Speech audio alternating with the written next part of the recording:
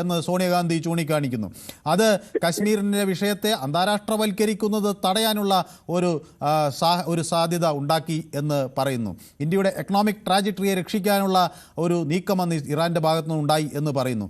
Iran ഇന്ത്യയുടെ diplomatic presence, അതായത് ഈ പാകിസ്ഥാൻ അതിർത്തിയിലുള്ള ഡിപ്ലോമാറ്റിക് പ്രസൻസിനെ അംഗീകരിക്കുന്നു എന്ന് പറയുന്നു.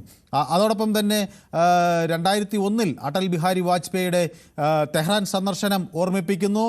അതോടൊപ്പം തന്നെ ഇന്ത്യ ഇറാൻ ബന്ധത്തിൻ്റെ ഊഷ്മളതയെക്കുറിച്ച് പറയുന്നു. രണ്ട് നാഗരികതകൾ എന്ന തരത്തിൽ തന്നെ ഈ സംസ്കാരങ്ങൾ യോജിച്ചു നിന്നൊരു കാലഘട്ടത്തെക്കുറിച്ചൊക്കെ ഓർമ്മിപ്പിക്കുക. അങ്ങനെ നിരവധി കാര്യങ്ങൾ ഈ ലേഖനത്തിൽ സോണിയാഗാന്ധി പറയുന്നുണ്ട്. അപ്പോൾ ഇതാണ് ഇന്ത്യ ഒക്കെ ഇത് ഒരേപോലെയാണ് എന്നാണ് ഉയർത്തി കാണിക്കുന്നത്. കാര്യമല്ല